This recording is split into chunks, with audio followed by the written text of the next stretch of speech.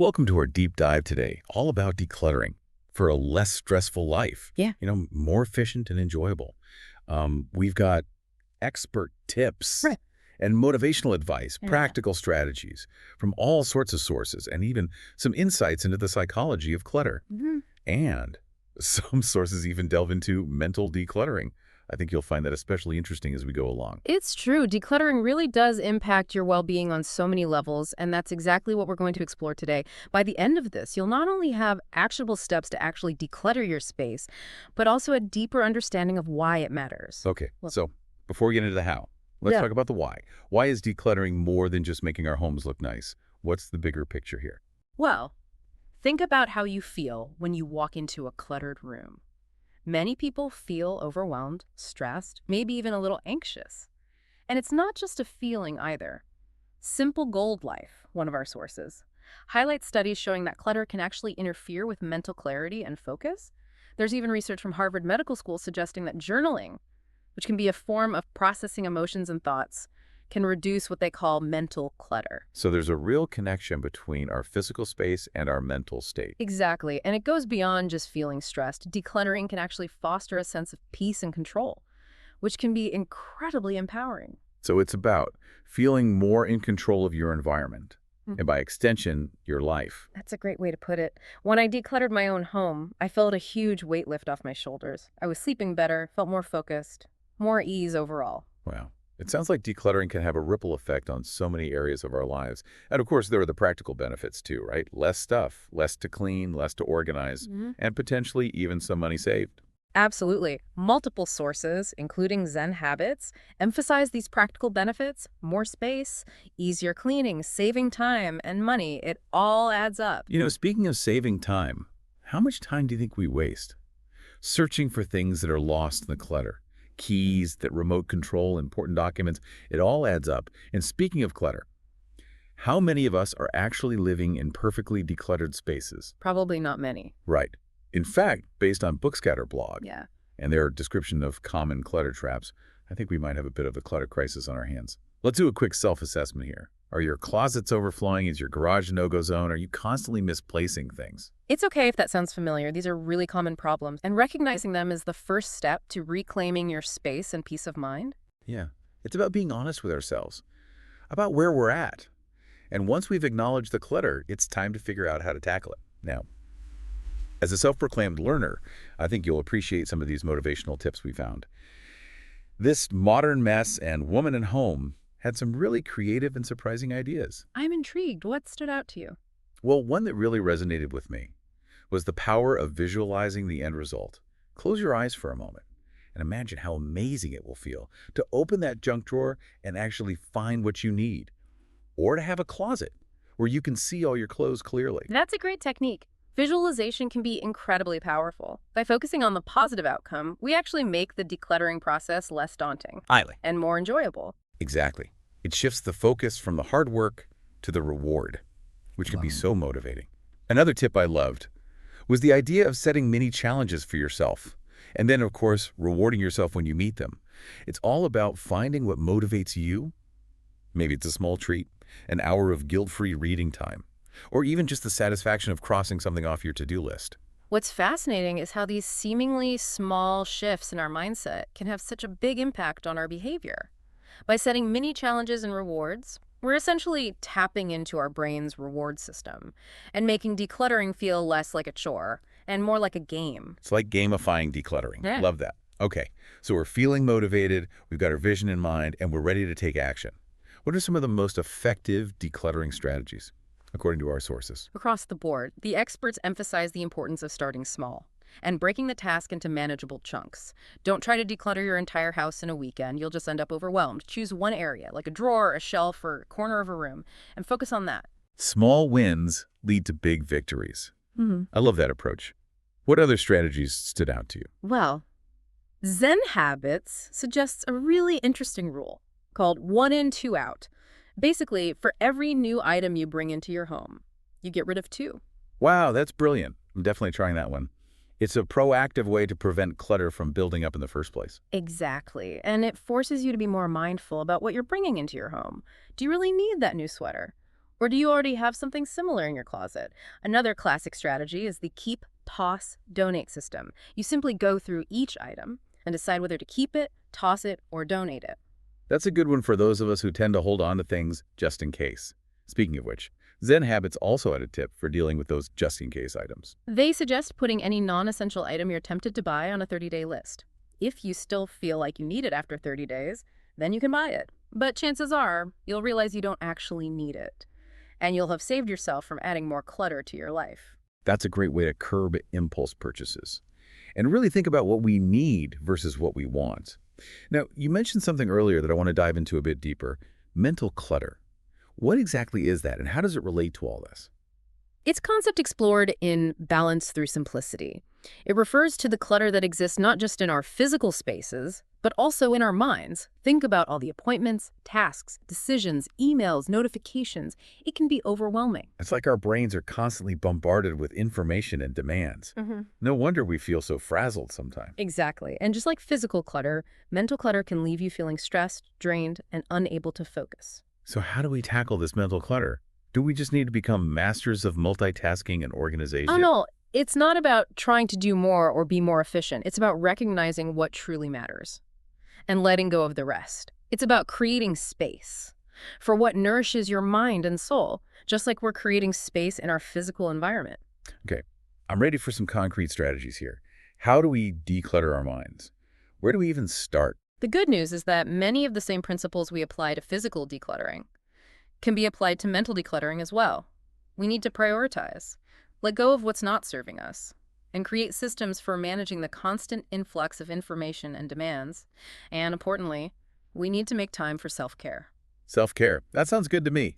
And it seems like our sources agree. Simple Gold Life and Balance Through Simplicity both emphasize mindfulness practices like journaling, meditation, and spending time in nature. Those are all fantastic ways to declutter your mind.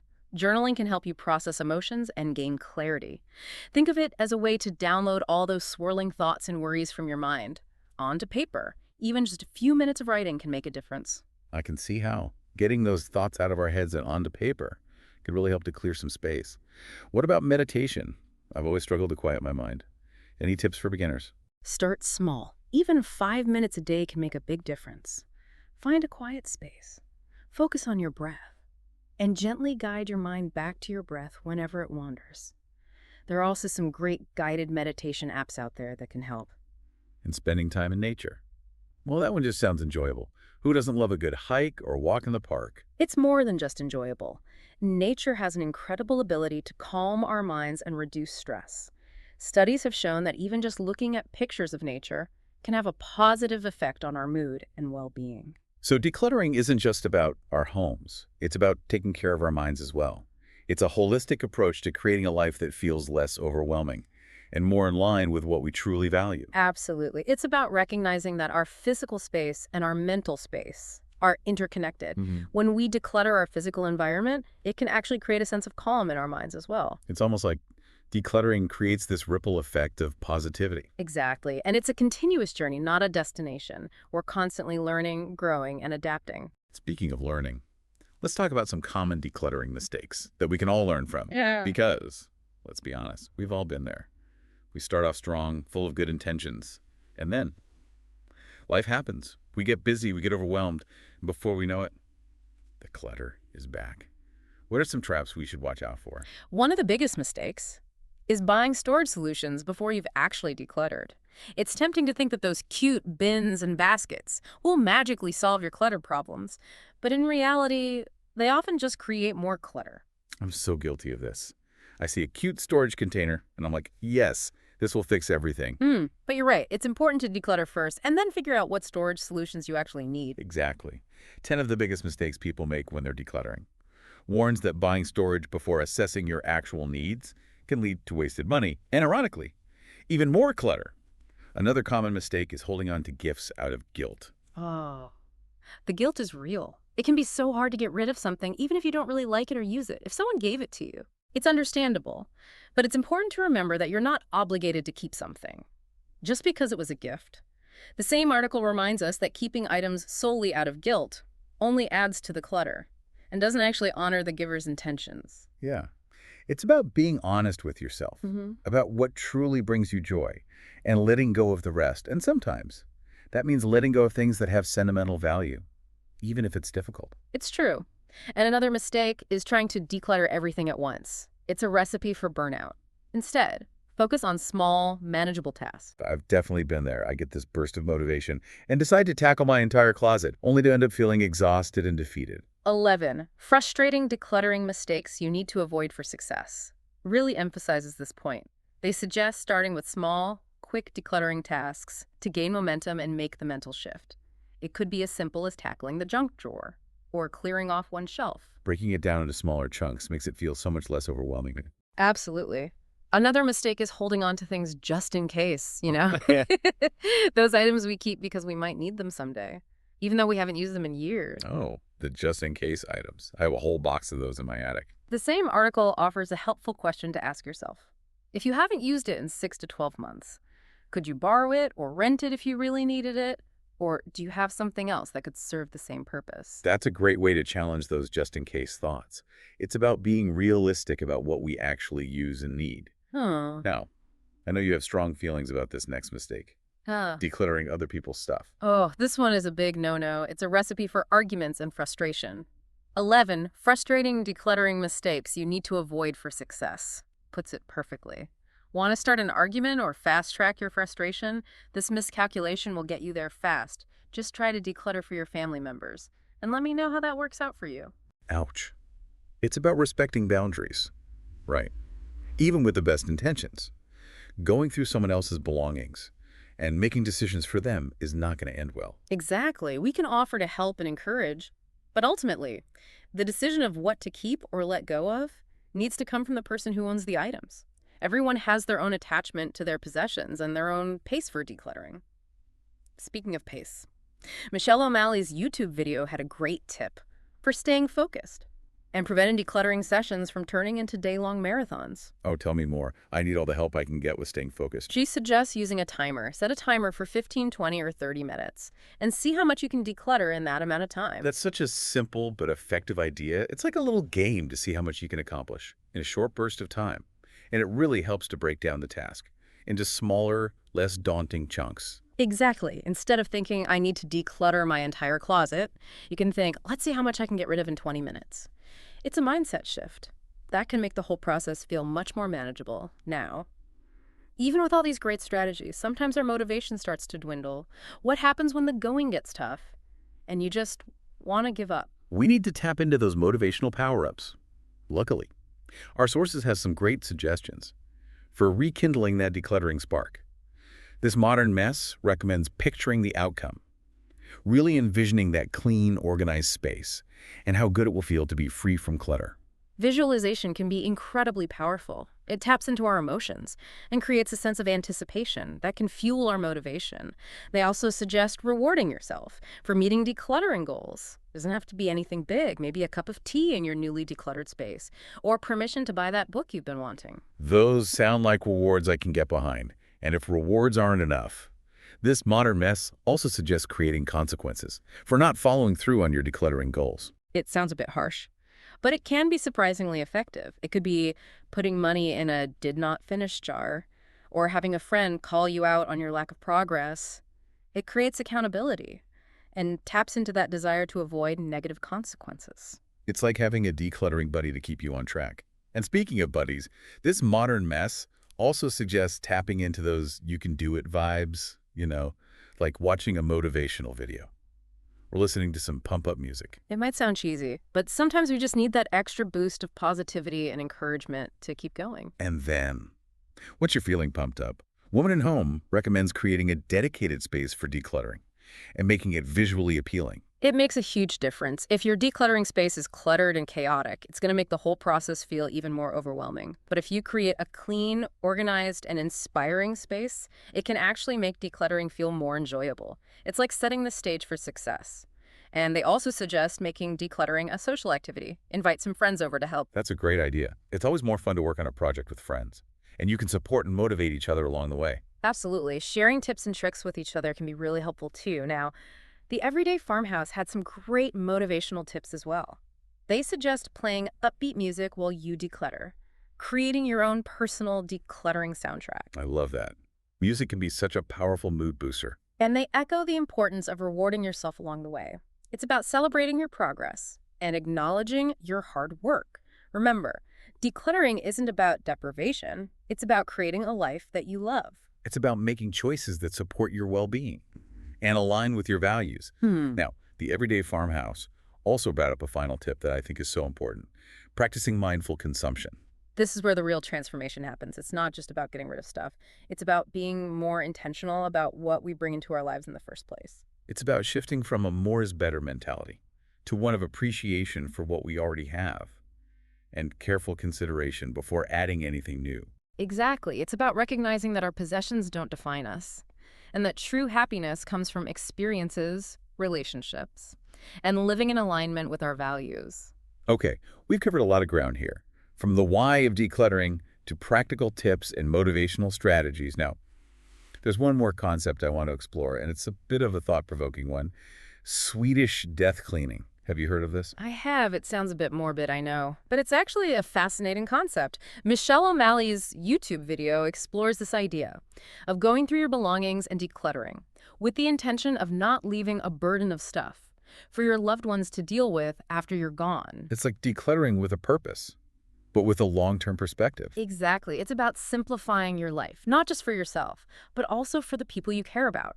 It encourages us to think about what we truly want to leave behind, and it's a powerful motivator for letting go of things that don't really matter. It's not about dwelling on death, but rather about living more intentionally and creating a legacy that's less about material possessions and more about the things that truly matter: our experiences, our relationships, and the impact we have on the world. That's a beautiful way to put it. It reframes decluttering as an act of love and care, both for ourselves and for the people we leave behind. It really shifts our perspective, doesn't it? Thinking about our legacy in this way. It does, and it can really help us to let go of the things that are weighing us down and to focus on what truly matters.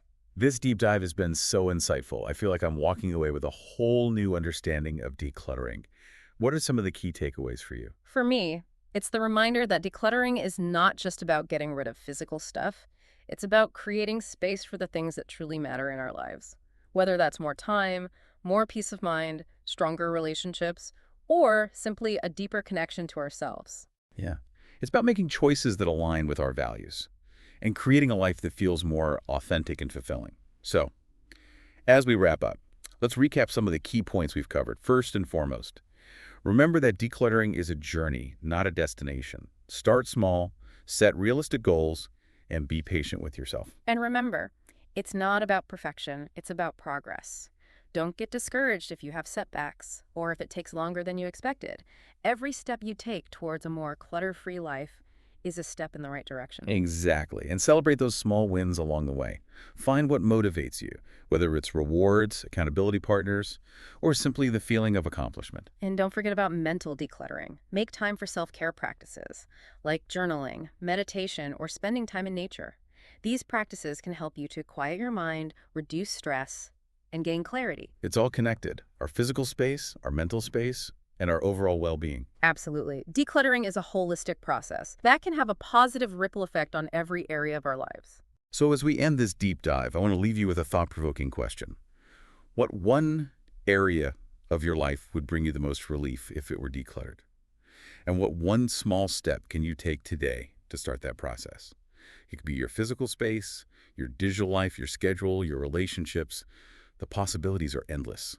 Take a moment to reflect on what feels most cluttered in your life right now and what one small action you can take to create more space and peace. Remember, you don't have to do this alone. We're all on this journey together, and we'd love to hear your thoughts and progress. So feel free to share your decluttering journey with us. Until next time. Happy decluttering.